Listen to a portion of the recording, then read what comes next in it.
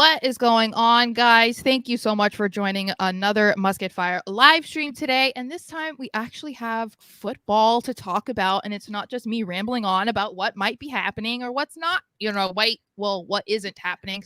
A lot of the stuff that we've been talking about recently was around Brandon Aiyuk. And unfortunately, that did not happen. But we are back tonight to talk about the Patriots versus Panthers game, preseason football. They just got their first win of the Mayo era. And joining me, because he's the only one who wants to join me now, is Derek from PassFans.com, who also has his own podcast, 4th and 2. So thanks for hanging with me, Derek. Yeah, what's up? It's always good to come on, catch up, and like you said, it's exciting to have Patriots football back on, just to have them in pads. I know it's preseason, and there's been training camp, but unfortunately, with me not living there anymore and me not covering the team, full time, I do miss those days. So I was actually just talking to my co-host of my podcast, as you mentioned, Patriots 4th and 2. I was just talking to Steve Balsgerry about that the other day. It's just like, man, those days were so fun. They were so fun, and just to see the guys back on screen, it was exciting. And we have a lot of things to talk about. There's actually football to discuss, so that's always exciting. And the good thing is, I would say, because there's going to be a lot of takes, and we'll get into that about, the Boston media is known for spinning everything to the absolute negative that they can, no matter what it is. Sure. But I would say, based off of this game, and we know it's the first preseason game, it's just like a elevated practice per se. Yep. But I feel like there was more good that we saw in this game than bad. And that's a little exciting because, the expectations for the 2024 season are in the basement, maybe even below the basement, if you want to say. So the fact that we saw some good stuff out of players who haven't really been talked about that much at training camp, sure, that has me excited. Like, I feel like I have some players, I call them my guys, guys, right? Everybody Jabril has Peppers. My guy. That's my guy. I feel like I'm getting some more based off this. I'm like, if this guy keeps going and performing like he did in the preseason, he's going to be my guy. How did you feel? Do you think there's more good stuff too? Yeah, overall, a couple different things. I mean, for one, I know just from talking to coaches in the past, that they do like joint practices usually more because they can control the variables a little bit. Yeah. But it is good to get live action reps, live tackling. In fact, tackling, I would say, I would definitely put high up on the really good list tonight for both teams. I was impressed. I was like, wow. I was relieved when someone pointed it out because I was like, okay, it's not just me. Someone on Twitter. Because I don't think it was either one of the McCourties or Zolak on the feed that was like 4 minutes into the first quarter, and it was like, wow, tackling is pretty solid, and it was noticeable. Bad last year. There were games that they lost because the tackling was so bad. So the fact that it was looking at least noticeably better for most people who pay attention to the little details like that was exciting. Yeah, traditionally, the Patriots, I'd say on the whole, the last couple of years have been a really good tackling team. Bill's done a really good job. Now, Mayo's done some different things in this training camp where they're actually doing a little more live tackling than Bill had done the last couple of years. And there's different philosophies, different schools of thought into how you get guys ready. But I think there are some coaches that are worried about too much contact. And then I think there are some coaches that say, we can't get you ready for the collisions that you're going to have with these other guys that are 200 or 300 pounds. If we don't have some kind of contact to go ahead and prep you for it. So you can kind of see both ways. But I thought the tackling for both teams tonight was definitely on one of the upper, on the up list, for starters. As far as my guys go, man, I'm excited. I was excited about May well before the Patriots drafted him. So he's certainly up there. A little disappointed with how limited his action was tonight. We'll get to that.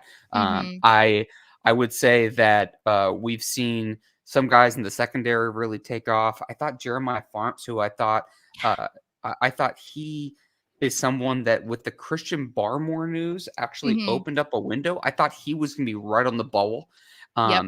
But I thought, but I don't want to back myself up too much here, but like Devon Godchaux, got his extension, and my Mm-hmm. first reaction was, this is him regaining leverage, because I didn't really think he had much when he wanted a contract extension because of Mm-hmm. the Christian Barmore, injury news. Right. And then I think that opened up a window for someone to step up, and Farms has made some plays. Daniel Aquale is a guy who missed last year with, a couple different reasons, and I think he's shown to be a decent sub rusher. I Yeah. think Farms has some similar traits, and I think that between Covington, who was the best positional coach on the team last year, and now the DC, I think him and Mayo are going to be pretty aggressive in how Yeah. they attack things. So I was pretty impressed by that. By him. But I thought there were pretty good reps, all around. And I think there, we can get into whatever position you want to, but I thought tonight was a fun night to open up for fans, just to see the guys back on the field.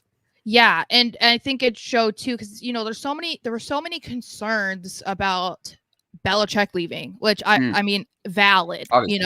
A lot of the fans that are the most vocal on social media specifically Mm-hmm. are ones who grew up in the Tom Brady era.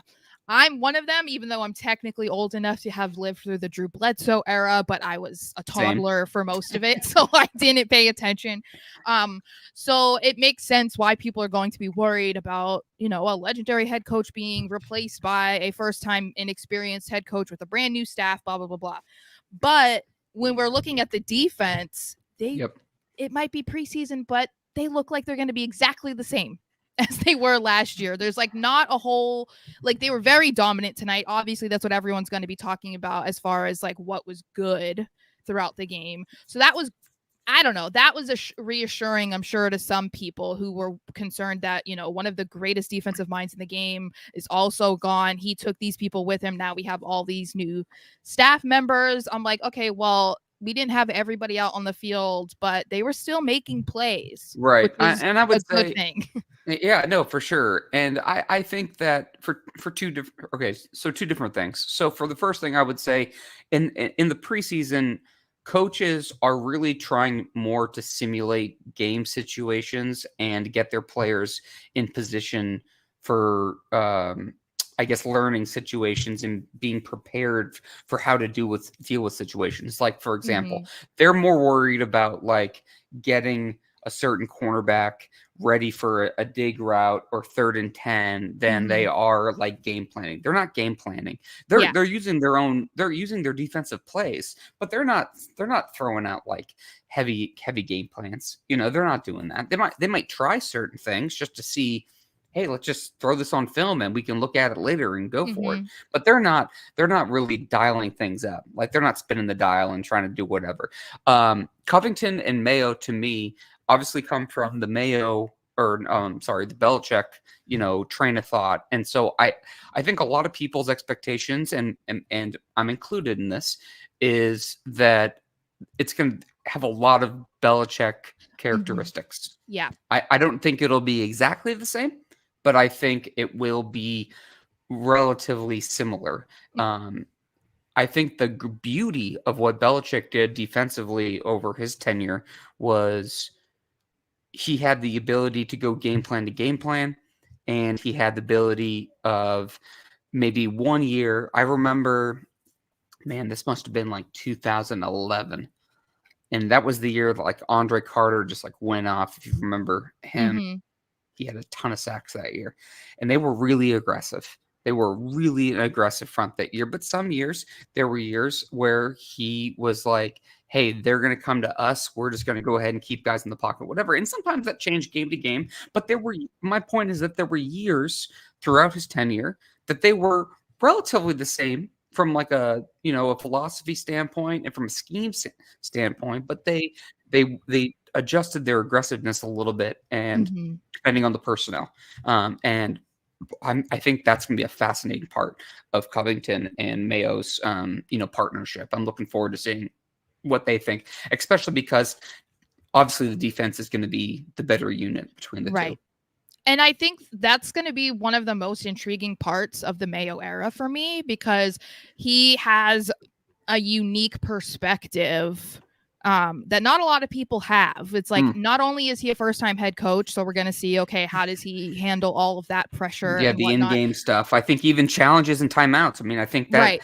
I think, I'm sorry to Oh, interject, no, but that's like okay. just even those kind of things, I think is a learning curve for him that we're all Mhm. going to have to. I guarantee it. There is going to be a game this season that we're all like, why the heck did he call a timeout right there? Yeah. Yeah. Or why didn't he? I Yeah. guarantee it's going to happen. And he's a first-year head coach. It's there. He's going to have to find that balance too. He Yeah. needs his Ernie Adams, and Mhm. which a lot of people expect to be Evan Rothstein. Who Yeah. came from Detroit, who was with Bill, but is now been promoted and kind of people have been talking about that's his kind of Ernie Adams, like his kind of eye in the sky. And Yeah. so a lot of people expect that, but like, how does that relationship work? Like, Yeah. that's not just like a thing that it's not a light switch you just flick on and off. Like, that's Yeah. something that develops. It's chemistry. It's a relationship, So that to me is going to be fascinating as well. Yeah. And I think too, like, he's coming from, the minimal experience as a coach, but he was also a player and he played for Belichick and he worked for Belichick. So I think that he's going to like take the best parts of what Belichick did and combine that with his new, younger perspective on the game, which I think that is going to make it, I don't know. It's like you're not going to be able to really predict what the Patriots are going to do, because this is totally different where, yeah, you couldn't necessarily game plan perfectly for the Patriots with Bill Belichick, but I think there's more question marks this time because you don't really know. You might be able to guess that Mayo is going to do this or do that because Belichick did and he was with Belichick, but you don't know. So that I think is like a little bit, I don't know. That's another storyline that I feel like people aren't really talking about. Mm-hmm. But it's a lot more fascinating. And unfortunately, people in New England are not patient, as we know. Oh yeah. So I don't know how much grace they're going to give Mayo, because I think, as we kind of already alluded to, there's probably not going to be a lot of grace for Drake May tomorrow, tonight, the next week, because he did only get one drive. And well, that criticism is going to fall on the coaching staff. I guarantee you if you whatever hour it is on 98.5 tomorrow, they're going to be bitching about that. well, Sorry I if I guess wasn't supposed to say that, but no, that's okay. they're going to be they're going to be upset. I guarantee they'll be complaining that he only got one series. And honestly, I'm a little disappointed about it by Yeah. myself. I understand it. Mayo said while we're streaming live and shortly after the game, he met with the media members, and he said that the plan going in was to get May one series, and they wanted to get him the quote unquote top offensive line. They wanted to pair it with it. I thought they would have given him more. I was surprised. I wasn't surprised by the amount of reps that Milton got.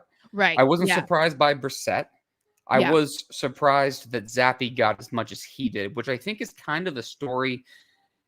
I think, put it this way, I'm sure people that are listening to this show or will listen to this at a later time, I'm sure these are the type of people that would probably question this as well.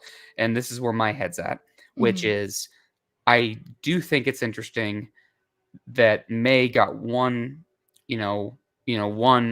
series versus Zappe getting as much as he did. And I Yeah. think the quarterback conversation is fascinating on so many levels. And, if you want me to run with it, I can pull the string and go, or Yeah, if you go. want to interject on it, I'm I can do either one. I can do either Well, one, but I and think the quarterback conversation in itself is just fascinating, not only from just this game, but from also like a depth chart and roster standpoint as well.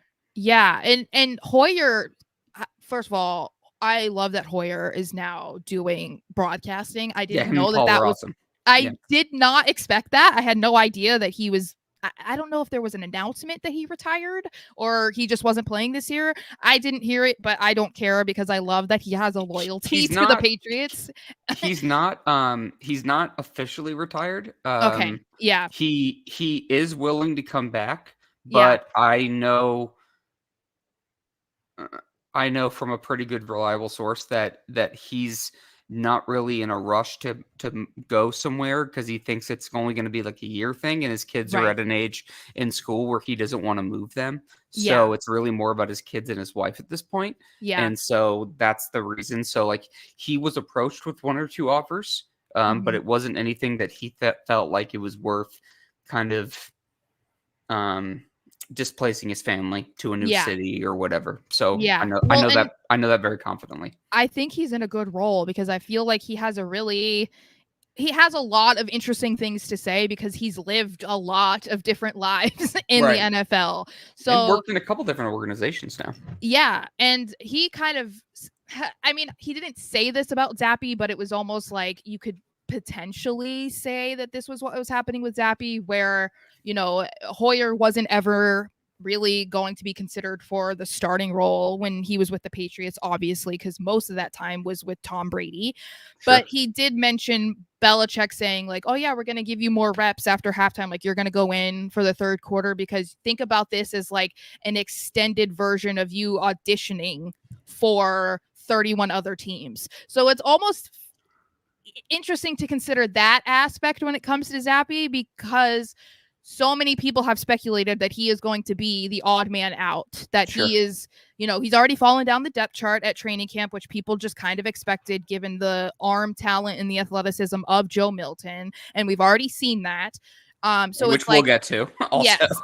And so I wouldn't be surprised if Mayo was kind of like trying to do that, trying to give him a little bit of, I don't know, like I think pay a favor to him or something. I don't know.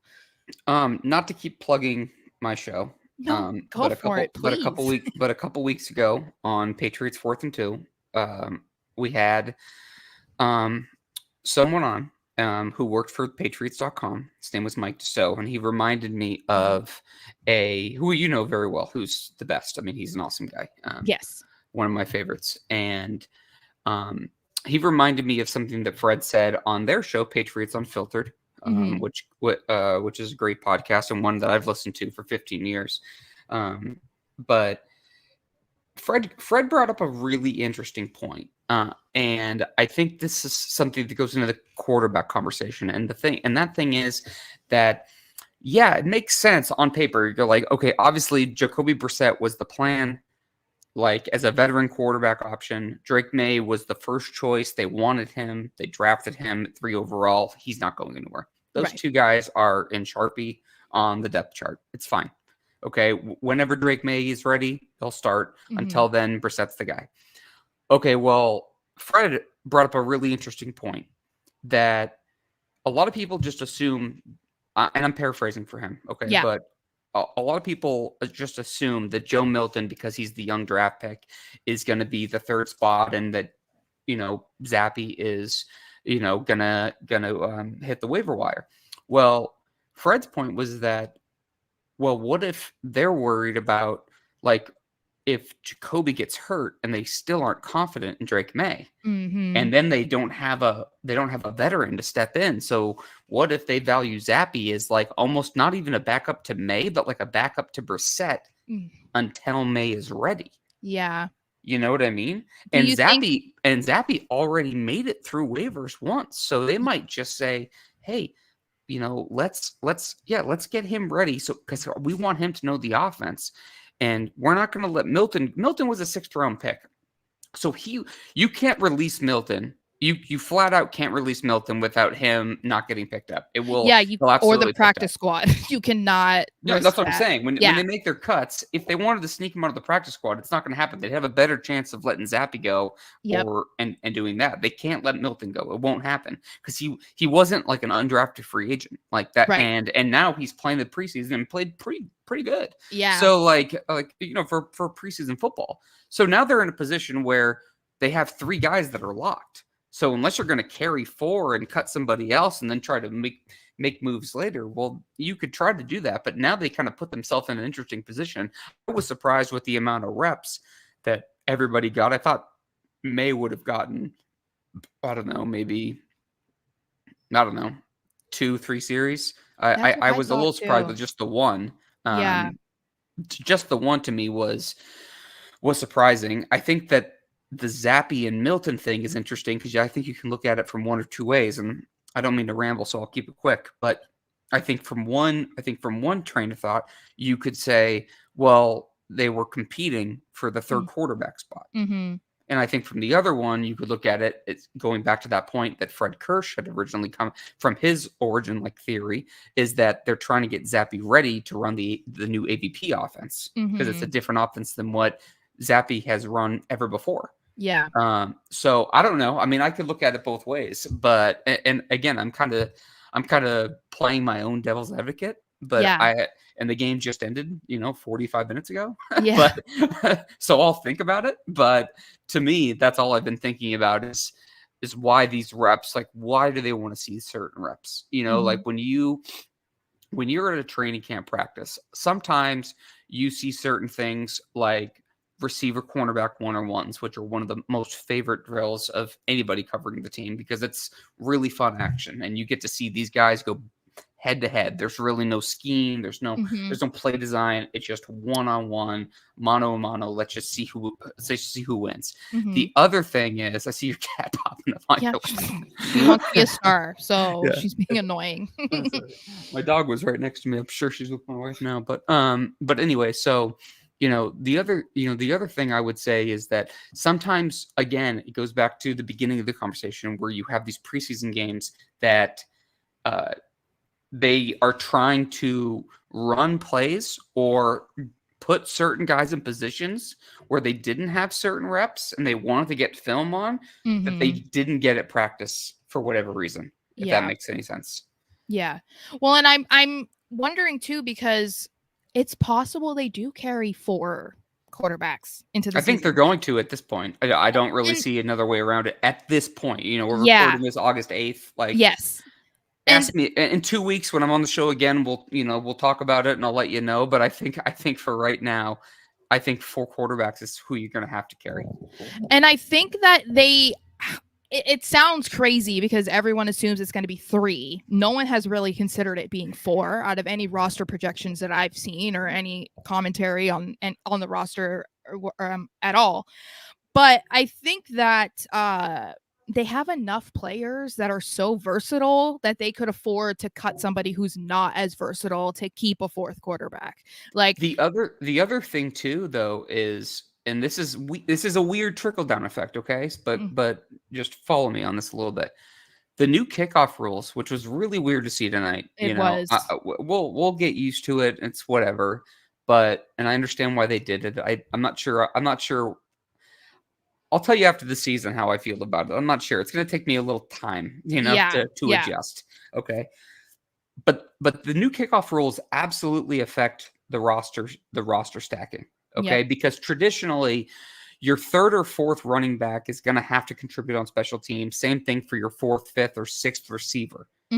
Well, I don't know how every team's going to attack it. Nobody's going to show their cards, like in terms of plays or scheme or whatever, in the preseason. So we're not really going to see this, and we're not going to really be able to talk about it, really effectively until 6, 7, 8 weeks into the regular season. Right. Okay. Yeah. But that's going to be different because I would say a normal amount, quote unquote, of receivers is 5. I would say a normal amount of tight ends is 3. Say a normal amount of running backs is probably 3 or 4. Okay. Well, if they want to carry 4, I think they're going to have to carry 6 receivers. I think because just the way it's stacking up, and we can get into that more in depth if we want to, but I think you have 4 locks, and I still think you need 1 or 2 for just depth and special teams. Yep. Well, if that's the case, then you're going to lose one somewhere else. So I do think that the new special teams rules, oddly enough, will control the trickle-down effect and what ultimately they do quarterback. I wonder if the Jake Andrews injury with him out for the year, I wonder if that actually could open up a spot, because I already thought veteran offensive lineman Nick Leverett, who has very versatile inside the guard and center. I wonder if they look at it and say, look, we can just float a guy or two on the practice squad, and instead of adding and replacing Jake Andrews with who I was confident was going to make the roster anyway. Yeah. I wonder if him being out, they say, look, I think we have enough guys with positional versatility that we actually freed up a spot for either quarterback, running back, receiver, or whatever for special teams depth, and they go ahead and just leave a receiver, offensive lineman or two on the practice squad. Well, and they'll have a little bit of flexibility because of the players that are going to start on PUP, Right. So it's like that helps a little bit, at least at the beginning. Like if you're not sure about everything that you want to do and all the decisions you want to make, it's like, all right, well, we already know Cole Strange isn't going to be there. Christian Barmore is probably not going to be there. Kendrick Bourne is not expected to be there. Now, like you said, Jake Andrews isn't going to be there. So that helps a little bit. But it is like, now I want to like dive into a roster projection, because the last one I did not have 4 quarterbacks, and now I'm like, that's actually like something I'd want to explore, because every other time I've done one it was 3. But if I had to guess, if I just had to put a percentage on it, just before you jump into this, if I had to put a percentage on it, I would say 60-40. They go with 3 and Zappy's cut, and they try to move him. Yeah. But I do think that the option of carrying all 4 of them to start is something that people aren't thinking enough about.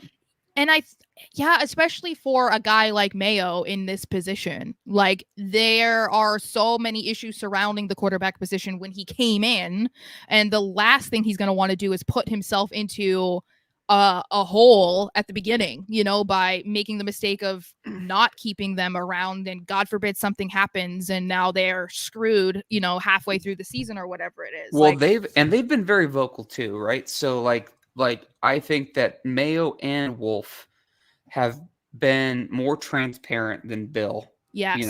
Almost to a fault sometimes. To a fault. And I think he learned that early, really early. Yeah. In his tenure. And I would say that they want to safeguard themselves, but they have also said too that they know the stage of the team they have, and they know that the stage for the team is, hey, we want to get the young guys playing. We're switching schemes. We're making a transition. I don't think, obviously, they want to win every game, and we all hope they do. But I think it's not unfair to say that they also are not expecting to win the AFC and go to the Super Bowl. Yeah. Both are fair, right? Like you can fall somewhere in the middle of that. Yes. And so I think, too, it also makes sense for them not to and this is more projecting on my point. This is not me saying anything. I don't want to put words in anybody's mouth or anything like that.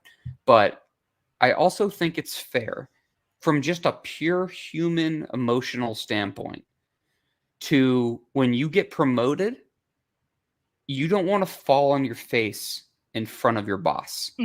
So I think that was the plan going in. I know for a fact that Elliott Wolf and Gerard Mayo were telling people at the combine, and I know they were telling free agents on the thing. I know this for a fact that their plan was to sign a veteran backup and draft a quarterback at 3 overall. That was their plan all along.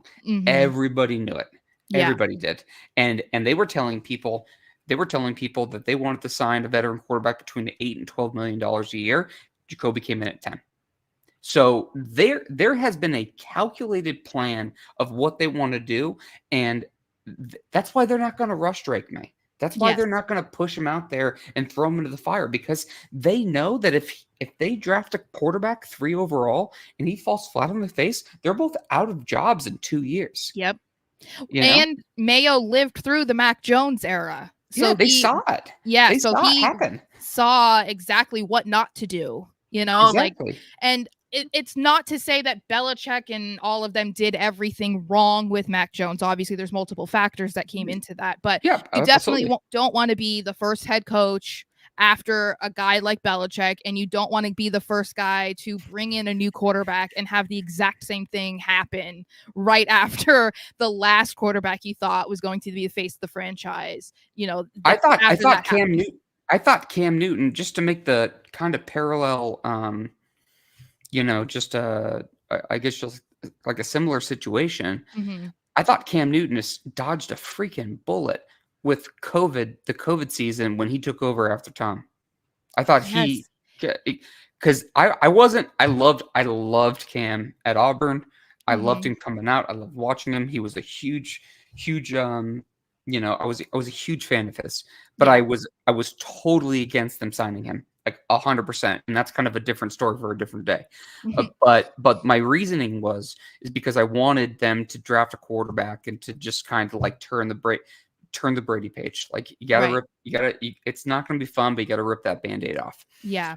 They signed him, and then all of a sudden he was able to play in stadiums that didn't have anybody there or Mm-hmm. very little people there. And Mm. I think he's super lucky because I Yeah. think it could have gotten really ugly really fast just with people expecting certain things. And I thought that came down to Mac too. And look how they treated Mac. And I'm not defending Mac. I'm not saying No, that I get it. Yeah. but like look even how people like Patriots fans treated Mac compared to Zappy.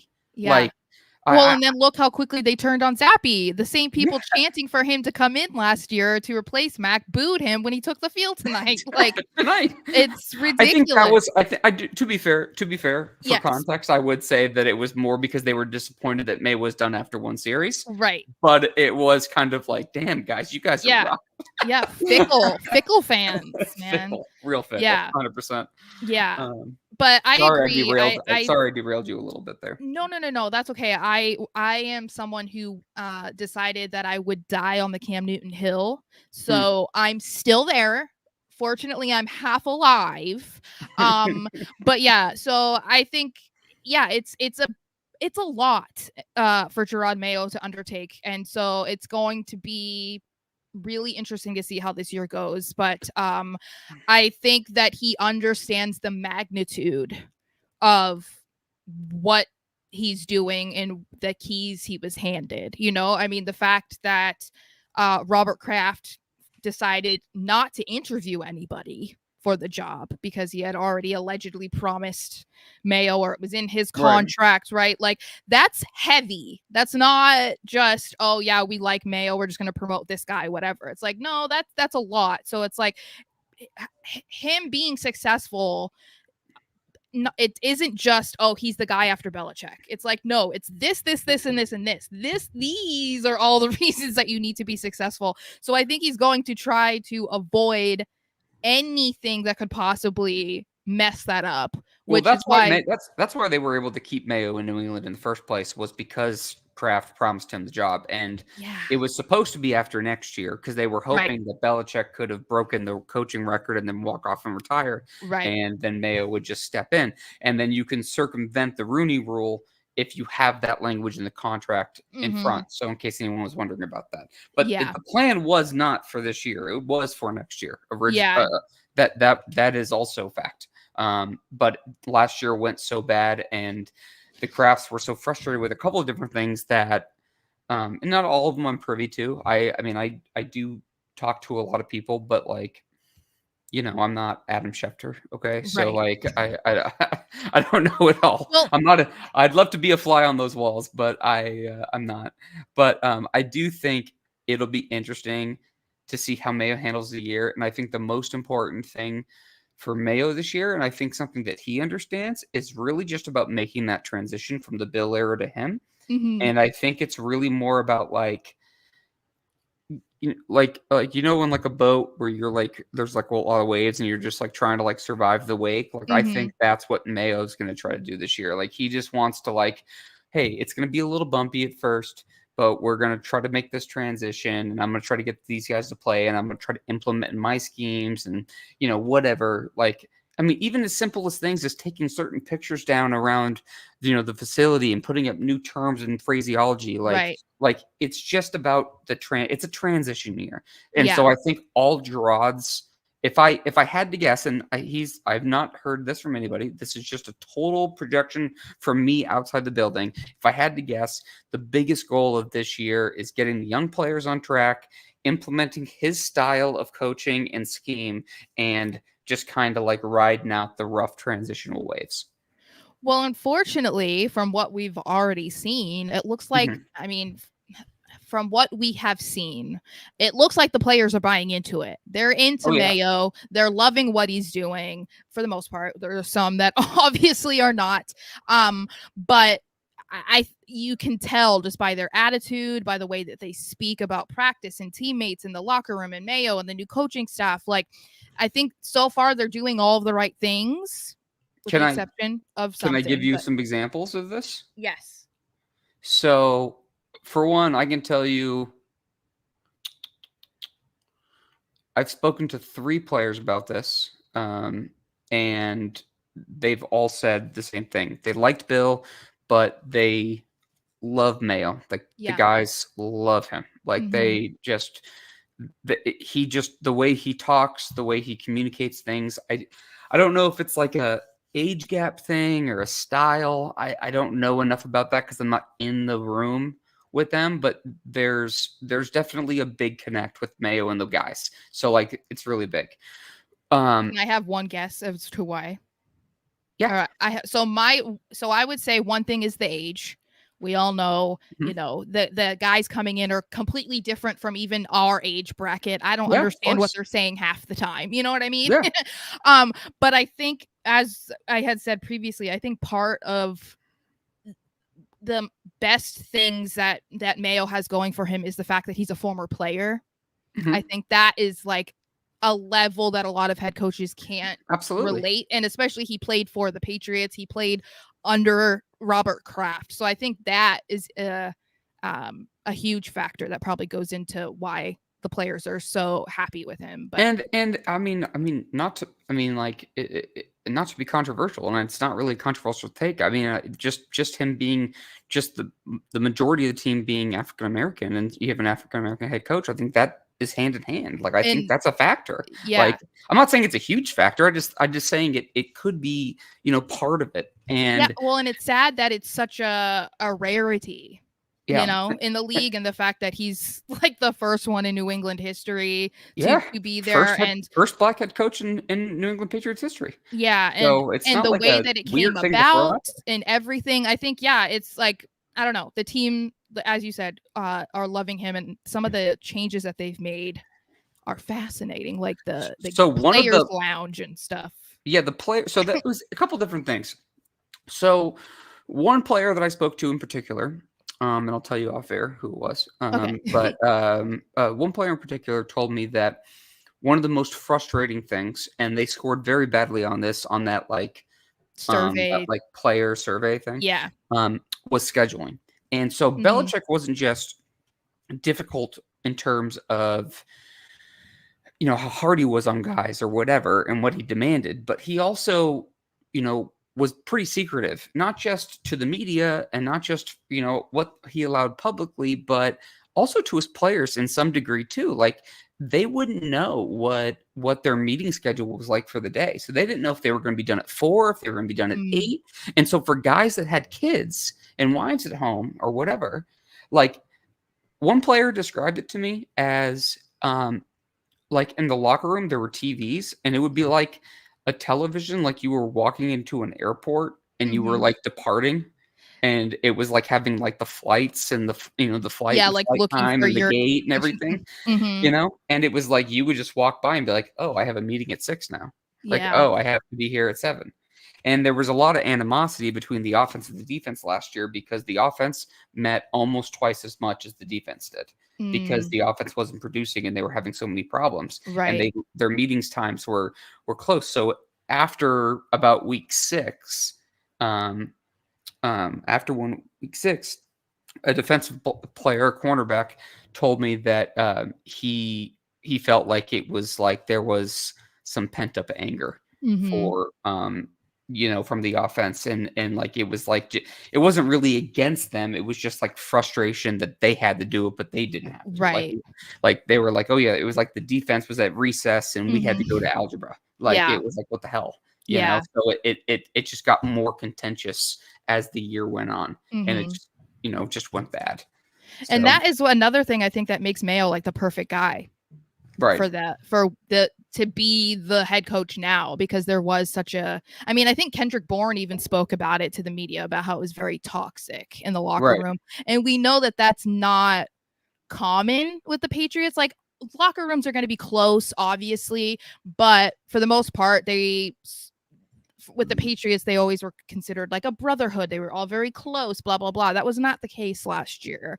And it looks like they're at least back on track now, which I think, as you spoke about, is a lot of what Mayo is trying to implement. I think there was one of the beat reporters posted the new graphic that they had going into the media room. It's like bigger than me. bigger That's than another me. one. It's like Yeah, everything is about team, team, team, which Belichick did that too. And I'm not taking anything away from him, but yeah. it's Mayo's just put clear. his own spin on it. Yeah, and that's the message, which is good, like being a brotherhood and whatnot, and they're buying into it. So I'm excited about that. I mean, Uh, anyone who's worked in a business, I don't care if it's a restaurant, if it's a financial district, I don't care what it is. Like anyone who's worked into a business with a lot of coworkers, it does turn into a little bit of a family, and sometimes yes. it sucks, and sometimes it's Yeah. great. Yeah. And I think you see that in NFL locker rooms too. These guys spend a lot of time together. Not only are they working together, they're studying, they're making a lot of money, they're competing. It's physical. There's a lot of testosterone. There's a lot going on there.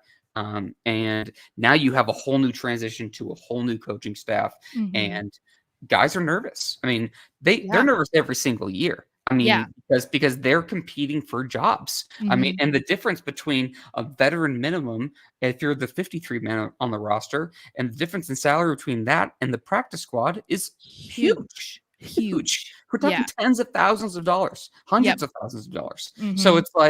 it's like man, like this. There's a lot on the line. So there are a lot of intricacies in this whole thing as there are changes made, and I think sometimes people leave those out, not on purpose or anything like that, but I just think it just happens just based on natural conversation because you're looking at one thing or the other. But I do Right. think that there are some things that fall between the cracks.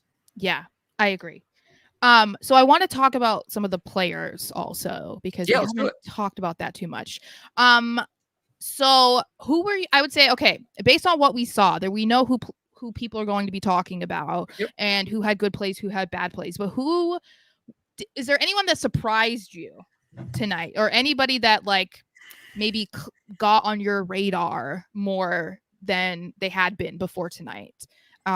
Like for me, I was excited to see Kayshon Boutte have a couple good plays. I know he Yep. had a couple bad drops later in the game, but he was an exciting draft pick because it was like he's the steal of the draft. He was previously been considered a first rounder, and then Absolutely. now that he has all the legal issues behind him, I was like rooting for him, and so it was great to see that he got a couple good plays in. And Let me ask Cement. you this. Let me ask you. Okay. So you got Bourne, Yep. Pop, Mm-hmm. Davon, and Polk. Mm-hmm. Polk's hands were He looked incredible like a tonight. veteran out there. There was He does. nothing rookie about him out He there. doesn't get a lot of separation. He doesn't get a lot of separation, but it doesn't really matter because he comes down with the ball. Like his hands are like vice grips, Yep. and he looked just like he did at Washington. I know he's not going to be anything crazy. I'm not saying Right. he's going to be a top 1 or 2 receiver or anything like that. He's going to be a good player in the league for a long time Mm-hmm. because you can see it. It was just easy to see. Right. Yep. Not to digress. So you got again KB, Pop, Baker, Polk. Those Mm-hmm. 4 are locks. So like it Yes. goes back to the conversation about the depth chart earlier, right? Where if Mm-hmm. they're going to have 5 or 6, I Yep. assume they're going to have 6. And so to Yeah. me, it goes okay, Taekwon, Rager, Booty, and Juju. And so you Mm-hmm. have 4 guys basically in my mind competing for 2 spots. I Yep. think they're going to have to I think they're going to have to eat the money on Juju Yep. simply because he's not going to break those top 4, Yeah. and he's not playing special teams. Yeah. So to me, I would go Rager and Booty easily, and then try to throw Taekwon on the practice squad. Yep. Like that would be my thing if I had to do that. Do you agree, or where do you fall in that spot? That's basically been the roster projections I've done. Okay. It depends on the week. There were a couple days where Juju had a few good practices, and then you're like, okay, and Taekwon is in full Taekwon form where he performs incredibly at training camp. So it depends on the day that you're asking me to do the projection. But I think Taekwon's dealing with another injury. He's having a soft tissue injury, apparently. Juju just isn't able to string enough good practices together to really move the needle in his favor. And I think that even though he hasn't looked great and didn't perform super great last year, I do think that he could be traded somewhere that needs some depth at receiver. I'm not saying they're going to get anything crazy, but I do think I'd they be could like a conditional 7th. I mean, it wouldn't be maybe. anything. Yeah. But regardless, I don't see him making the roster unless they really just want to pack it with an extra veteran. But I don't think that they need that. I think Rigger, as you said, obviously he's got the special teams. We saw that in this game, so that helps him. And if Booty is able to continue to have some good practices, which he did last week, and then obviously he had a few good moments in this game as well, there's no reason not to keep him. There's a higher upside with him. He's still on a rookie contract. Like, he's not a distraction now because all of that stuff is put away. So it makes the most sense to me And that that's those picks. huge, and that's a huge factor for him. Like Yeah. the fact that stuff basically was put to bed. Yeah.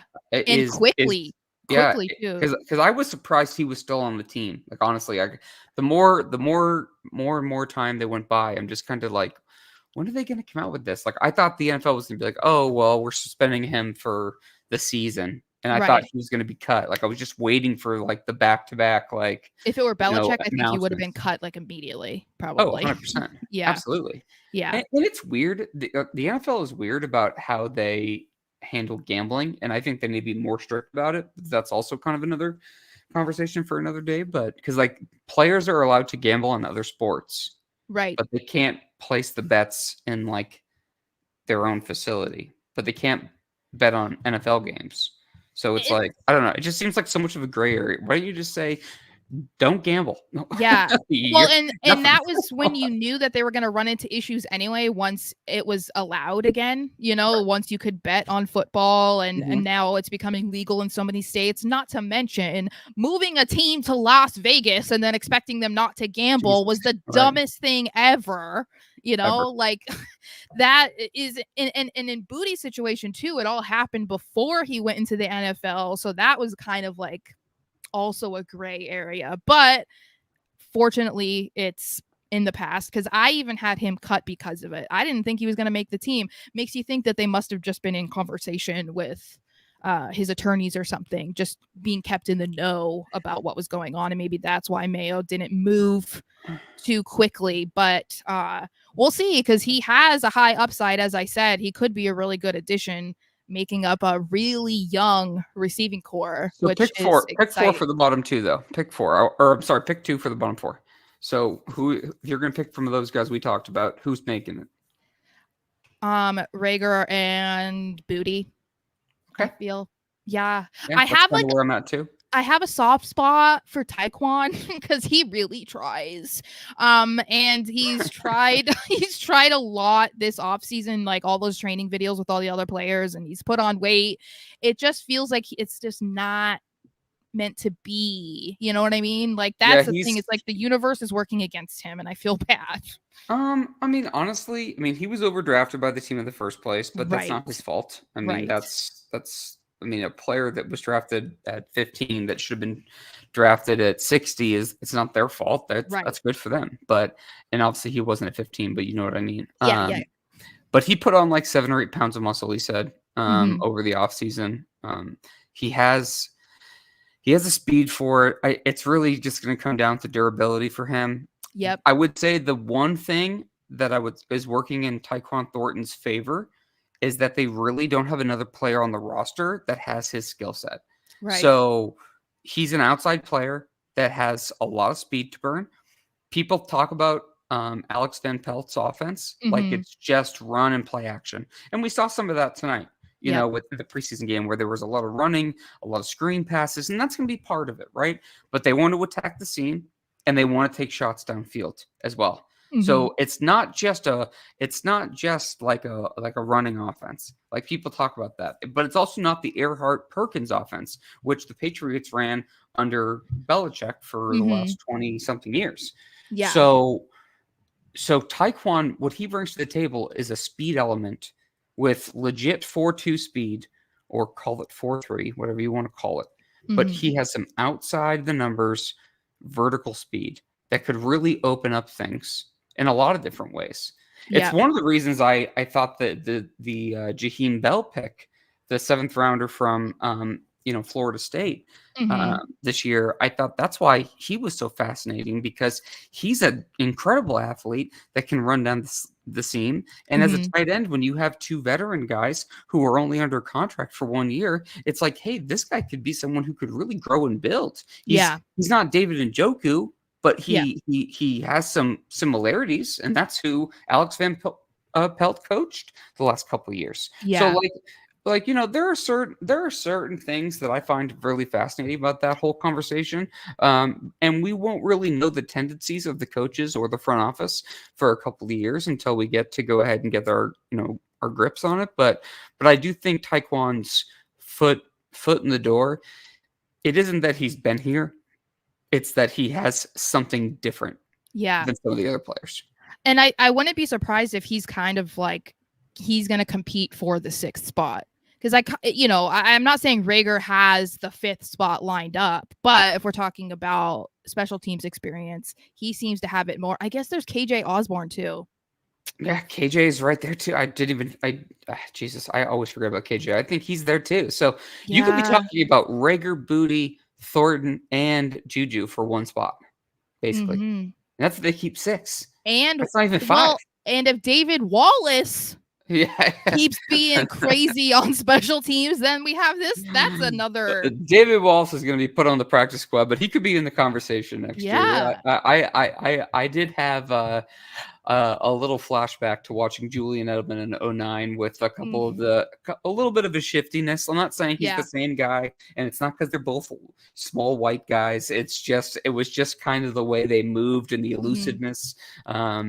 I was impressed with him tonight. I thought he made a good play for himself. And look, I mean, as much as coaches love joint practices for more of the control and the simulation of things, players want to play the games. A lot of them do because they want to put on good tape. Because they're not only competing for a spot on the roster of the team they're currently on, they're also competing for a spot on the roster for another team as well. Yeah. Well, and it was funny because, I was working during the game. So I was in the Slack channel for Musket Fire. And there was a couple of people in there being like, who's David Wallace? And I'm like, see, but now we know who he is. We're sitting here talking about him because he actually made a couple good plays in there that you're like, oh, okay. You can't even hear the name without thinking of The Office, but that's kind of a different. That's kind of a side. Wait. Oh, was that the guy was that the boss guy with the glasses? Yes. Dark hair? Okay. Yeah. I've only seen The Office a little bit, so I'm like. That's disappointing, sir, but we'll get to that at a different time. I know. My sister and my brother-in-law have seen it like all the way through like 20 times. So yeah, me too. Yeah. And my wife and I as well. My nephew was obsessed with the theme song when he was like a year old. So that's how I saw it. But yeah, I'm not well versed in it. But okay, so I want to talk about the offensive line also. Sure. I don't have a whole lot of depth to talk about, honestly, because I feel like I'm gonna have to adjust how I watch games to go live right afterwards, because usually I need time to digest to do the work. However, I feel the offensive line, of course, was going to be one of the most watched parts of the entire game because they have been the most problematic part of training camp. Which I actually want to mention something about, but go ahead. Okay. I think that they had some pretty good moments in this game. That was there were some bad, obviously. I'm not saying that they were perfect, but I think that some people went into this thinking it was going to be an absolute disaster, and it wasn't. And I don't know if that's really a good thing, but at least we're not talking about like being concerned about the quarterbacks and getting hurt. And, we didn't see a ton of like sacks and stuff on them tonight. So, I mean, I don't know. I think I feel a little bit better, but I want to. What do you have to say about training camp? I need to hear this. So I'll put a pin in that, and I'll talk about the first thing first. So the first thing is, I thought they were really conservative with the play calls for Brissett and May, getting the ball out quick. They weren't really standing in the pocket much. Obviously, Zappy and Milton got more playing time, but they held the ball a little bit longer. Yes. And obviously you're going up against, some things. So like whatever. The training camp part I was just going to mention is it's the two hardest positions. Well, I guess three technically. The three hardest positions to judge in training camp are offensive line, defensive line, and running backs. Mm-hmm. Because you're not really getting, like, usually, even in padded practices, you're not really seeing everything at full go from the trenches. Yeah. And then obviously that affects the running game. Because if it's like 7-on-7 and, you're talking about just handing the ball to the running back, well, that doesn't do anything. Like that. Those are all live drill, positions. Like you need to have them, do that. And to Mayo's credit, he's done that. But it was easier to evaluate quarterbacks, receivers, tight ends, corners, safeties, linebackers. Like it's much easier to evaluate those kind of positions than those other three. So it's totally different. So seeing them tonight, again, I agree with you. They were better than I had anticipated, but I still think it's going to be hard to really, really know until they go live week 1, and it'll probably take a couple of weeks before we have a good idea about it. I don't have any specific sense. I'm talking with someone tomorrow that writes for the team that I'm kind of curious his opinion. It's Taylor Kyles from CLNS. I'm kind of curious what his opinion on this is, because I want to know what level does he think the offensive line needs to perform at in order for them to feel comfortable to put Drake May behind there. Yeah. Obviously, the first step is May there mentally. Right. The second step is do they have confidence in everybody that would be around him? Mm-hmm. And both those things have to marry each other. And that's going to dictate how long he's out this year. I still think he'll play. I still think he'll probably play 7 to 10 games. So I'm a little more bullish than some, but I do think he's going to sit out at least the first month or two. Yeah. And it seems like there's more questions on the left side of the offensive line than the right, because I think, they're playing around with City So and Mike Onwenu, but I feel like that's fine. The right side, you don't really have to worry about. And we knew that they were going to run into issues anyway once we found out about Cole Strange being injured, hence why they double dipped on the offensive line on the left side and drafted a guard. So, but again, we didn't get to see a lot of them tonight either. So we don't really have a better idea of, okay, what's the best lineup that they could possibly have, and who's going to be, like you said, best for May whenever they decide to put him in. Like, that is another reason why I would advocate for them to not put May in until they have that figured out. If they do figure it out, Brissett is going to have more experience in handling less than perfect offensive line. Obviously, he's 31 years old. He's been around it.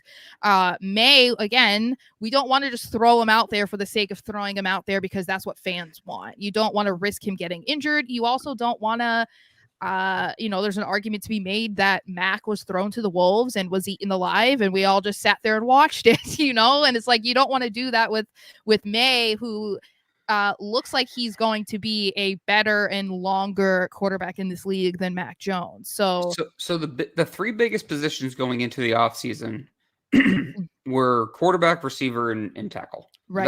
Those were the big three. Mm-hmm. Okay. And I think most people, reasonable people would say that it was going to be almost impossible for them to solve all three in one Yes. offseason. Yeah. Yeah. This was not going to be a 1 year, let's just throw a couple stitches in it and flip it and fix it and move on. It's not going to be Mm-hmm. like that. Yeah. So the tackle position was really interesting. So it seemed like they were like, look, Chooks is a good, solid veteran that can play, that has played left tackle a couple of snaps, but is a good right tackle. Mm-hmm. And when they drafted Caden Wallace, who was a third round pick, which is nothing to sneeze at. Like, I think Yeah. people talk about Caden Wallace and they talk about him like he's like, with all due respect to Joe Milton, like he's like a 6th round pick. Like, And it's only because of who he played under. right, exactly. Yeah. Because so like there's a couple things. Like, I think it's a little funny that Penn State thinks they had 2 left tackles because there's not even 16 left tackles in the NFL that are really good. Yeah. So I think that's hilarious that they think that Caden Wallace can be a left tackle. Maybe he can be. I don't know. Yeah. All I know is that I think that the combination is going to be Chooks, City, David Andrews, Mike Nwenu, and Caden Wallace. Like, that's what I think my starting 5 is going to be. Mm-hmm. If Wallace turns out to be let's call it a average plus player, just a little bit better than average, that's a huge win for the Patriots. Yeah. Huge. Yeah. Because what I think is going to happen is they're going to draft a left tackle with their 1st round pick next year. Yeah. And there's several good ones coming out. There's like 4 really high-end ones. Yes. And we don't have to break down that whole thing right now. That will be a different show, a different time. Mm-hmm. But like, I think that's what they can do. So my whole thing is like, hey, draft who you got, and develop who you have. Throw the young guys out there. Let's hope May gets out there and doesn't look like he's too in over his head. Mm-hmm. And if Caden Wallace can be a decent dude, all of a sudden they draft a really high-end left tackle next year, and they have their quarterback. They have a pretty decent receiver room. They have a pretty good offensive line. If Caden Wallace is solid right, that middle is solidified. Yeah. They have a good left tackle, 1st-round draft pick prospect. You're feeling good about that. Mm-hmm. All of a sudden, you can use that 2nd-round draft pick on putting that cherry on top, acquiring a veteran receiver that's going to become available. Tyreek Hill and Devontae Adams started this trend a couple of years ago, and it's not going to go away. Yeah. It's clear that this is how the league has gone, that they are going to – that there's good receiver classes coming in and out almost every single year. Mm-hmm. And there are guys that become available, and the owners don't want to pay them $30 or $35 million or whatever the heck it is a year. And so they trade them, and then they go and draft the next guy, and the other team puts the cherry on top and moves forward. I mean, you've literally seen it year after year after year the last couple of years. It didn't quite start with the Odell Beckham, Mike Evans year. Yeah. But that's when the wave of receivers in these draft classes really started. Yeah. So and then you kind of saw more people move as the market has gotten crazy. Mm-hmm. Yeah. Well, and we're seeing it right now with Aiyuk, everything going on with them. And that whole thing too. And then people, look, I don't want to get too off the rails, but like, people with Aiyuk are understandably disappointed. And I am too, to be honest. I mean, but the fact of the matter is the reality you're in as a Patriots fan right now is that, yeah, I think you're going to be a scrappier team than most people believe. I do honestly feel that way. Me too. I think the way that people are talking about them as like the worst or second worst team in the league, I don't think that's going to be the case. I think they're going to be scrappier than that. Yes. I don't think they're going to have a bottom 3 pick, but they probably won't break the top 12. But I still think they'll be a little bit more, a little bit more competitive. I mean, also people also forget that you lost like 3 games last year because you couldn't score like 3 to 6 more points. And if you had a relatively competent quarterback like Jacoby Brissett, you would have won. But you also have to do the offside, like, devil's advocate saying, well, then you did lose Bill Belichick. So you do have to factor that in too. But yeah, I do think they're going to be better than what most people expect them to. But I think the reality of the situation is, and what this Aiyuk situation has come to be, is that you're going to have to. You're not in like a Las Vegas, a California, a New York. Right. You need to have the quarterback position to develop and start to win games. Obviously, money's a factor. Of course. It's a factor for everybody in every job of all time. But like, you need to have that quarterback develop in order to steer some of these receivers to have some attractiveness. Like, to me, I don't really understand like what the Browns would have to offer more than the Patriots. Don't even get me started on this, okay? I was having people roast me, and they're still roasting me on Twitter. I already saw some hate on my Twitter, so thank you. Shout out to you. I was saying, like, if we're talking about the alleged top destinations that Aiyuk wants to go to: Pittsburgh, Cleveland, Washington. Please explain how New England is at the bottom of that list. Like, I don't really understand. I don't really understand. I forget who it was, and I don't know. I'm not really like a race baiter kind of person, but like, I forget who it was, but someone nationally said like, "Oh, well, he wants to go because Mike Tomlin's a black head coach." I'm like, okay. What about Gerard Mayo?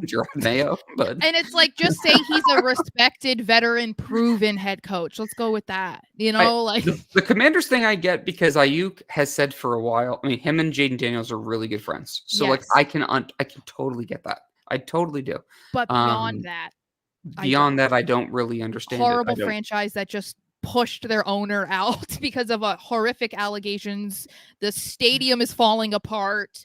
It's a team that's done nothing forever. Pittsburgh hasn't had a losing season, but they haven't been good in a while. And Mike Tomlin's a good head coach, but they're middle of the road every year. Middle of the road. They're in the division with the Bengals, who are perennial Super Bowl favorites because of Joe Burrow. So I cannot imagine. I literally cannot imagine being a receiver that was picking between the Patriots and the Steelers and being like, I got this 3rd overall pick who's supposed to be pretty damn good, or I have a total washed out Russell Wilson and Justin Fields who's shown really nothing. So, and you have a direct in. I mean, I get it, because allegedly Kendrick Bourne was going to be a part of the deal, which I still don't really understand that, but whatever. More of a space thing.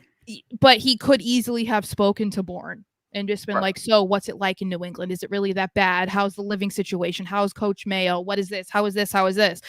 Plus, from what we know, the Patriots are the one who offered the most amount of money. According to Mike Reese, it was around $32 million a season. So 32, yeah. So clearly it's not about money at this point. You know, I've come to the conclusion in my eyes, my theory is Brandon Aiyuk is a little bit of a diva, which a lot of receivers are. So I'm not faulting him. But I think he's either trying to play hardball, hoping that the Niners are going to give him what he wants, or he doesn't want to just go to some place like New England because they're offering him the most money. He wants to go where he wants to go, which is allegedly Washington or Pittsburgh. And unless he can go to either of those, he's not leaving. So I think he's just trying to squirm his way to one of them, because at the end of the day, he wants to be able to say, I got what I wanted. I manipulated you into getting what I want. You know what I'm saying? You are 100% right. And that's exactly how I would have phrased it too. So you're hitting the nail on the head there. You know what? I don't know a lot, but I know stuff sometimes. So, but yeah, so I think it will be interesting. I think that part is something that a lot of people have been focusing on, and I'm actually going to have a article coming out on Saturday morning about free agents that they can pursue in 2025 now that they clearly aren't going after Aiyuk. The good thing is people called Belichick cheap for most of his tenure, and there's an argument that you could certainly make about that. Elliott Wolf does not appear to be that guy. So at least if people want them to go after a veteran wide receiver next year, there are a handful that would be worthy of going after, that would immediately be wide receiver ones if they somehow do not still have one on the team, because people do think that we could see Baker or Polk become the number one guy. Be nice. We know now Wolf is willing to pay up, which is good, because there are some good talents that could be going next year in free agency. Or you could even, I'm not saying it's going to happen, and my friend that runs the Cowboy site, the Landry Hat, insists that CeeDee Lamb isn't going anywhere, but there's some drama there. Oh, there's So some drama there, and I'd love to take him off their hands. But right, but again, not I desirable. would say a couple things there. Like, to me, I think the message was clear and obvious with this new regime. Oh, But Steve. mediocre Mike. I was like, I clicked out of the full screen and I was like, oh, we have a comment. What's up, Steve? What's up? I'll call you tomorrow. All right. I talk to Steve every day. All right. I was on the show once with him, Claire, and Murph. Yeah. Murph, and we bonded over, me and Steve bonded over trying to advocate for people to give Mac a chance. Yeah. So at least we can go down together in that ship, Because look at where we are now. You guys are drowning. Yeah. Unfortunately. Where was I going to go with this? Oh, so basically, I think Bill was a little set in his ways with how he wanted to structure certain payments, and Yes. he didn't want to pay somebody more than what he thought their value was, and I can understand that. I also think it was a problem that the guys on the team hadn't been rewarded that had earned it, and guys that were drafted and developed. And I think this regime has clearly, it's non-arguable that they've clearly made an effort to make sure that the guys on the team know. They sent a message being it was like their first business. Yeah, that was it was like priority. Hey, we're going to go ahead and we're going to tighten up our core, and we're going to make sure the guys we want to keep around and that we want to go ahead and keep happy, they're going to go ahead and get paid, so that other guys know that are younger and that don't have those contracts yet, but they'll get them soon. We'll know that if they work hard and they're good off the field and they're good on the field, they're going to get rewarded too. And that was clearly a message, and that's not anything against Judon or anything. There's a lot of different angles for that, and right. I think the Barmore situation was dictated, or the Godchild contract was dictated more by Barmore personally, but it was clear they had him, on top of their list, and so I think that it was just really interesting to see how they've attacked this offseason and had some of these guys re-signed, and I think that that's going to be part of what they want to build in the future. I think that's I don't know what kind of GM Elliot Wolf is going to be. I'm hoping it's not totally like his dad. Yeah. Because the Packers notoriously don't really sign free agents, and I would hate. Right. I don't think you should build your team through free agency, but I think you should add through it. Yes. And I'm hoping that they continue to do that. And it looks like. And, I don't want to attack him for something that he hasn't done yet, but it looks like even with the Calvin Ridley news, it looks like he was willing to do that and pay pretty high in money. So, and the Aiyuk news. So it's like, okay, so as long as it's a blend, I think that's where you want to be, but you really want to satisfy your own guys and keep things in house. And I think it was all, again, it goes back to that whole term I used about kind of like, rocking with that wake of the boat and trying to leveling it out and settling in. And I think that's what they're trying to do now. And I think there was a lot of animosity in the locker room, not only for how hard the coaching was the last couple of years, but also because of the contract stuff. That stuff does matter. It does come up. Yeah. And it is absolutely a factor. And some people don't like to hear that, but it's true. It's true. Yes, it is professional sports, but these guys make a lot of money. They all have social media. They see the storylines. It's a factor. So it's setting a good precedent for the new era. Yeah, setting that precedent, I think, is absolutely critical, and I think they absolutely killed it this offseason from that standpoint. And especially because there was a number of the guys that they re-signed or extended that everybody predicted were going to be on different teams this year or next year. Right. Because it was like Belichick will never re-sign Ramondre Stevenson.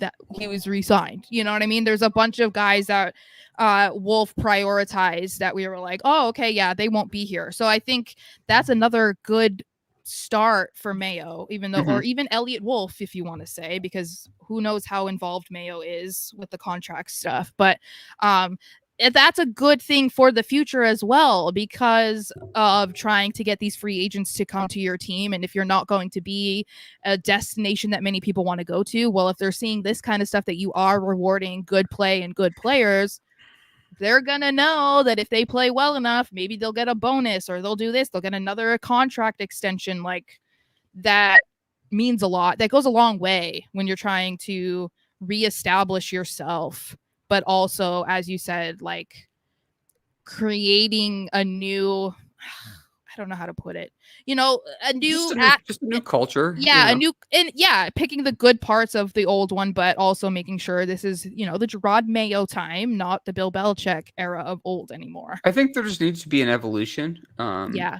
I think that part I mean, the biggest there's three big things in my mind that why Bill's era failed. It was a lack of evolution. It was how he handled the Tom Brady thing, and then drafting Mac Jones. And I'm not even taking that as, that sounds like a really big shot at Mac Jones, but I'm not even really making about it personally. I just mean, like, even if it was like player X, like, he drafted a quarterback and he failed, and then you had a couple really bad years. So, like, when you and like one of the greatest players in the game's history can't figure it out, and that relationship ends, the clock started, because the Crafts were already upset at that point. Yes. Then you hitched your wagon to the wrong horse. Yep. Well, it's a compounding situation. And the lack of evolution of, adjusting your cap percentage of certain positions, and not paying some of your own, you didn't have your last player drafted in the top 3 rounds that was resigned was Logan Ryan in 2013. Yeah. Well, you're screwed. Yeah. Like, you're screwed. Like, just those 3 things alone. So that's why Bill ultimately failed. I mean, so now I think it's about just kind of establishing the new stuff and kind of going from there, and, seeing what happens. But I do think it's a hard balance. And it's not perfect, and we won't know, who certain things are. But I think they've kind of, it's funny, I've said this line before, and I don't know if I've said it on your show last time I was on or not, but if this whole experiment with Gerard Mayo and all the players they've drafted fails, all the fans cannot say anything, including myself, 100%, because everything that they've done this offseason is everything that we've asked for. Yes, no, we've talked about this. Yes, we did. So, like, we said they had a sneaky good offseason, and people weren't giving them credit for it. Right. So it's like I don't want to, like, they went out and like they added 2 receivers, relatively high up in the draft, to reflip that room. They made a coaching change. They're trying to get, more to the modern day offensive game. They added a quarterback at 3 overall. They flipped that whole position. Like, they've done a lot of things that a lot of fans have pounded the table for the last year or two. So if it fails, look, I mean, I'm not saying that we can't sit here and say that they were wrong, but a lot of people are also going to have to eat a lot of crow, including myself, because I'm going to say that I was wrong too, because there's a lot of things that they've done that I've been on board with. Like, I love Jaheim Bell coming out. I love Joe Milton coming out. I love Javon Baker. I love Jalen Polk. Like, I love Drake May. I talked about Drake May last offseason, before this year, because I figured it was going to trend this way. Yeah. I didn't think they would have the 3rd overall pick. But I also didn't think that Bill would be fired after this year either. So there's a lot of things going on. So I just think it'll be interesting to see how it all plays out, because there's been a lot of moves that I feel like a lot of fans have been like, yeah, that makes a lot of sense. Yeah, that makes a lot of sense. And we haven't really said that a lot the last couple off seasons. And I think that's where the disconnect with the fans and Bill came from. Not that they didn't respect him, but it was just kind of like more questioning it. Especially from the moment that Brady was gone, it was like Bill was questioned everywhere. And I think it's just I don't know better if this is the most appropriate way to frame it, but it felt kind of like you were fed up. It was like you weren't seeing the changes that you felt like needed to be done, and as great as the 20 years before Brady, what the Brady era was, you knew that he couldn't keep sticking to the same recipe that he did that entire time and expect the same results. I think something that people had mentioned a lot, and I had too, where you could argue that his lack of interest in adding like star offensive players, it was like, okay, well, he brought guys in that became superstars on the Patriots, and if you put them somewhere else, they were nobody, right? Well, who was the one throwing them the football? Tom Brady. He was an expert at making people look like superstars who wouldn't be anywhere near that on any other team. But then to expect that going that same route with a guy like Mac Jones, and that he was somehow going to be able to cover up, the lack of, I wouldn't say, I hate saying that people aren't talented, but a guy like Mac Jones needed to have a Brandon Aiyuk, a CD Lamb, a Tyreek Hill. Like, you can't expect him to thrive, no disrespect, with a Jacoby Myers as your number one, So I think it's like stuff like that just started to get on fans' nerves, because there also didn't feel like there was any room for Belichick to accept that is not something that you should still be doing, and that it looked like he might be trying to do something else, or if he tried to do something else, it wasn't enough. I don't know if I'm explaining myself correctly, but no, it makes perfect sense to me. I think that, you got kind of tired of that, especially and we saw the Antonio Brown situation that looked like the perfect situation at the time, which was shocking, lasted one game. And then what did Belichick do to try and make up for that? He signed Mohamed Sanu. So that was, I think, where people were also like, what is going on? I was actually at that Antonio Brown game, by the way. I was at the Sanu game. Oh, were you? Nice. Yeah, at Gillette versus the Browns. That's funny. Yeah, that was the only time I saw Tom Brady at Gillette Stadium, unfortunately. Oh, that is unfortunate. I know. I've been to 4 or 5 games, and only 2 of them Brady played, which is wild. Oh, wow, that's funny. Yeah. I was at that game in Miami. I forget what day it was, but it was in September, and man, that sun was so intense. It was unbelievable. It was unlike, we both live in Arizona, but like, I've experienced hot days at training camp. I've experienced hot days in the summer. I'll tell you, walking to just the stadium from like the tailgate area with a white jersey on, the sun was beating down on me, and I was like, holy crap, this is insanity. And it was such a weird game. But it was just like, the sun was just so strong. Like, it was just like, this is crippling. And it didn't help that I was severely dehydrated. It was a bachelor party, so like we were having fun, but like it was literally insanity. Well, and they have the visitor side. Yeah, which they do strategically, and it makes sense, and you felt it.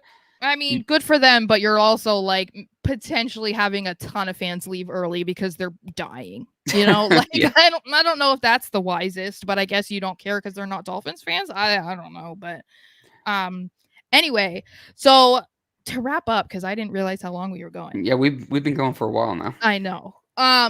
What do you want to see next week? Because that's they're not on the road. They're at Gillette next week.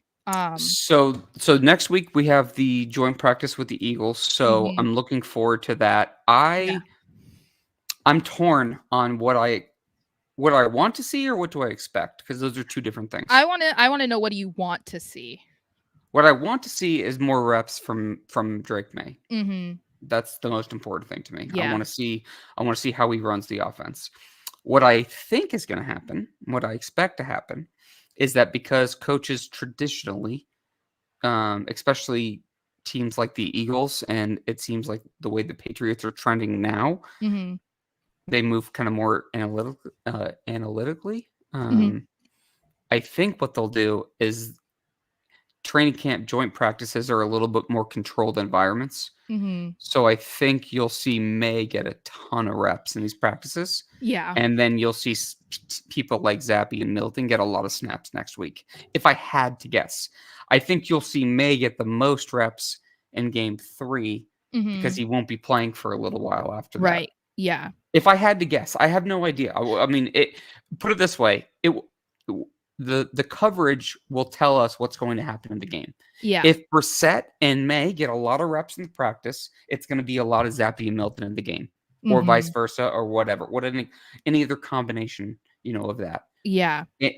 I promise. I've seen this story way too many times. That's how it's going to go. Yeah. I do feel pretty strong about May getting a lot of reps in week 3, because I know that Gerard Mayo has called this a competition. I think it's been very clear, if you're reading between the tea leaves, that May has zero chance of starting week 1. Oh, yeah. I even wrote about well, I kind of twisted it into my own theory, but I feel like Mayo kind of You almost said it. He basically said it without saying it, that there's Yeah. almost no chance of him starting at the beginning of the season. And it might not even happen. He kind of implied that it might not happen at all this season, which I don't think enough people are prepared for. You and I are. We've talked about it plenty, where it's like, if he doesn't play, then he doesn't play. I mean, if that's... I'd be shocked if he didn't play at all. If he didn't play at all, I'd be shocked. I would be. I would say my benchmark would probably be 3 or 4 games. I'm hoping it's closer to 7 or 8. Yeah. That he plays. Definitely later in the year. But if he doesn't, I mean, just because I'm not expecting. I mean, not that I want them. It's funny. What I'm about to say, people jump down my throat and be like, "Oh, you don't want them to be good?" I'm like, no, dude, I have 1,000 Patriots things in my house. Look behind me. I want the team to do well. I also know the reality of the situation. The reality situation is that I want him to play, but I'm just not expecting it. So it's I don't think they're going to just throw him out there to throw him out there. And I don't think that they're going to be that good. So it's okay, yeah, they'll be scrappy. They'll be competitive. They'll be better than what we thought, like we talked about earlier. But is that going to be enough to put him into the fire? And I just don't think they're going to do that outside of maybe 3 or 4 games. I'd be surprised if he didn't get the back quarter of the season. I'm hoping it's more than that.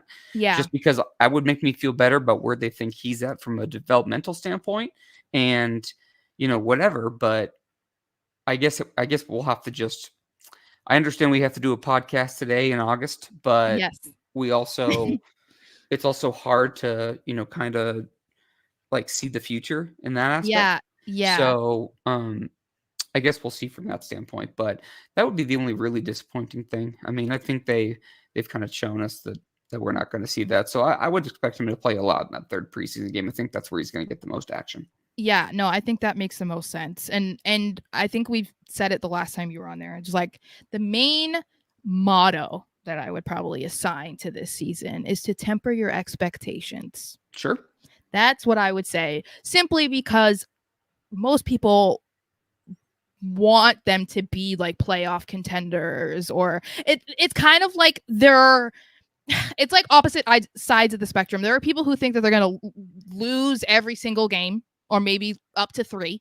And then there's people that are like, no, they're going to be better than everybody thinks. They're going to win 10, 11 games. That was me. And they're going to be secretly good, which is possible to have that. But there's got to be some sort of middle ground where we need to accept, as you said, reality, where this is a team that is developing. They're trying to get back to a point where they are competitive, and that's probably not going to be this year, and that's okay. We've already seen recent evidence of a team that has gone through a very similar process, the Texans, and they were able to get their quarterback at the perfect time because they made the rest of the team great, and then they just plopped him in, and he thrived. He brought them to the playoffs in the first year.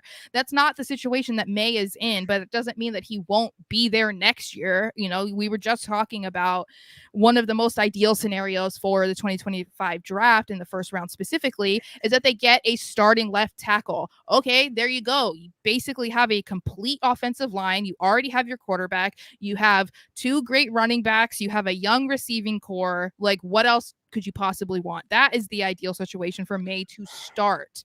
But that doesn't mean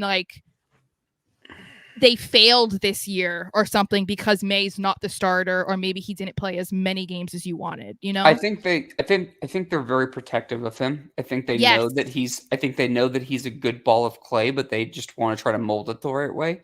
And they I knew think you that saw when they that. took I him think you've seen too. that in training camp. I think you saw that in even the reps he took tonight.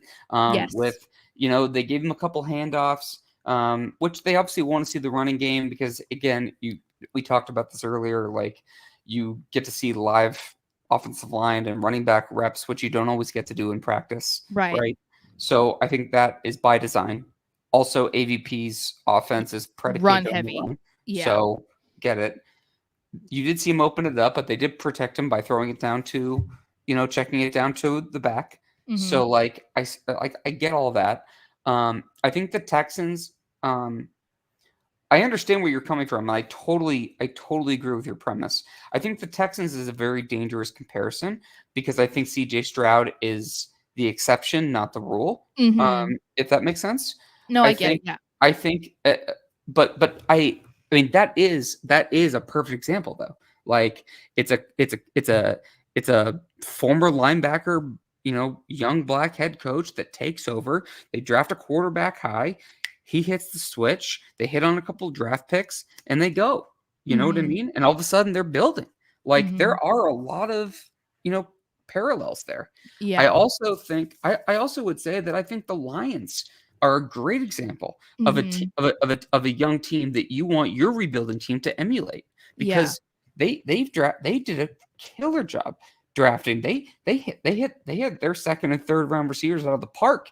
They drafted Penei Sewell.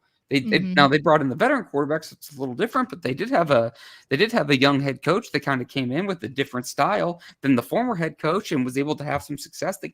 There are things there that you can kind of build for it. So both teams, I would say, are good examples, but I do think they're different for different reasons. If that Yeah. makes sense. Yeah, no, totally. So I am with you. I think the main thing that I want to see next week is more Drake May. I think the other things are, it's whatever happens that night. Who's going to play well? The receivers. Like I want to see everybody play. I want to see more. I want to see more Drake May. Yes. I'm curious again on the offensive line combinations. Right. Really curious on the defensive line combinations, especially with the Barmore news, because I have a hard time believing that Christian Barmore's going to come back this year. Yeah, I don't. And we'll wrap it up with that after I'm done with this. But and then the cornerback spot, like Marco Wilson starting, I thought that was interesting. Alex Austin really had a nice end to the season last year, but has really struggled at camp. But Isaiah Bolden was really promising last year, but then he got hurt, and that's why they ended their preseason game against the Dolphins last year with his concussion injury. I think Jalen Hawkins has done a good job kind of filling in between some of the guys. It looks like he's surpassed Joshua Bledsoe for that third cornerback spot behind Duggar and Pepper. So there's some interesting things there. I think Chad Ryland has done a pretty good job. On balance so far throughout the summer and beating out Joey Sly, but it was pretty clear they brought Sly in to supplant him, and he hasn't given it up yet.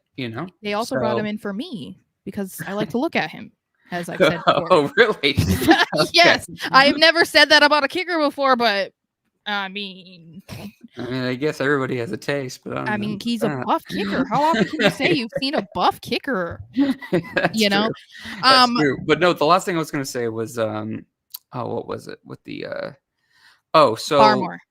So Adrian Clem last year, the offensive line coach for the Patriots, for those who don't know, not anymore, it's Scott Peters, but last year, the reason a lot of people were wondering why he was out for the season, and it turned out it was because of blood clots. So he had to get a procedure where they cut like a 12-inch incision into his leg, and not only was it a rehab thing, but he also couldn't travel. Yeah. Like even just with the altitude of the plane, like when they went to Denver. He couldn't go to places like that. Yeah. That's why I have a hard time believing that Barmore's going to come back, is because I don't know.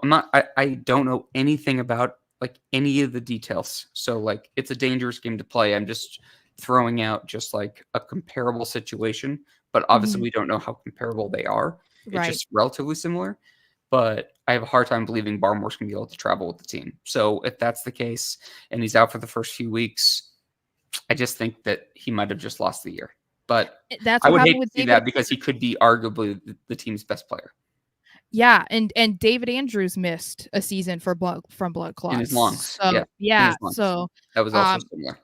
yeah, so that's super unfortunate. But Yep. I guess other than it being obviously incredible that they were able to catch it when they did, the Patriots also kind of benefited from the timing of it as well, because it wasn't like week 1 and now we're trying to figure it out. They had over a month now to try and figure something out to make up for the loss of Barmore, obviously. So yeah, definitely different. hopefully it works out, but if it's better for his health, we hope he doesn't play.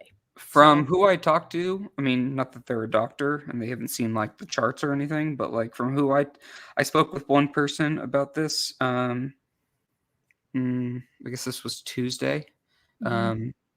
They said that they're not worried about him long term, but the season is just up in the air. So that's good. Yeah. I mean, and it's good to hear, because I don't remember how well like the staff were rated in that player survey, but I know that the entire survey was not very good. So this is a great sign that they had a trainer that was able to kind of be like, all right. Well, Covington was rated high. I mean, he was, I don't know if that was like a line item in the survey. I can't remember that off the top of my head, but I mean, the defensive line was by far and away the best coached up group last year, and Covington's been even there's been interest to him for head coaching jobs. So his elevation was the least surprising thing. I think it's one of the best things of the entire offseason was seeing him, elevate to a higher role, because I think he is someone that has done a really good job, has had really good development. I think they've seen really good development from a lot of defensive guys, and I think he deserved it. So, to me, I feel good about that. But as far as, into anything else, more intricate, I don't really have any answers for you there. I know. Well, if you don't, then neither do I. So I want to thank you for taking an hour and a half out of your day. Yeah. Fortunately, we're on the West Coast time, so it's not ridiculously late. But plug your stuff, man. Plug it up. It's at Patriots Haven for my Twitter handle. Podcast is Patriots 4th and 2. Same as the YouTube channel. We do that usually once or twice a week. During the season, it's usually twice. Off season, usually every week. We take random 2-week breaks, but it's not often. My buddy Steve and I, Steve Alsteri and myself, we've been doing this we've been doing this since 2011. So it's been 13 years, 12 years, whatever it's been. Old man. Yeah, I'm 34. I'm very old now. So am I. And Russ Goldman's also involved sometimes. Although he hasn't been involved as much lately, but that's just been more just a personal thing. Ian Logue runs PatsFans.com. I've been contributing to them in some capacity since 2011 in training camp. And that's really all I got. I'll come back. I'll come back sometime on, and we'll go through it again. Yay! Thank you. All right. I'm excited. Maybe we'll do it after the third game. Yes, we should. Yes, because then I could be on yours too, potentially. Yeah, that's the plan. Yes. All right, guys. Well, I got Taylor. I got Taylor Kyle's coming on tomorrow, so I'm looking forward to that conversation. Yeah, that'll be a good one. Maybe next week we'll get you on, and then I'll switch back on here the week after that. Yeah. Okay. Sounds like a plan. For anybody who's still watching, thank you guys. And we'll talk to you next week. Have a great night, guys, and don't forget, go Pats. Go Bye. Pats.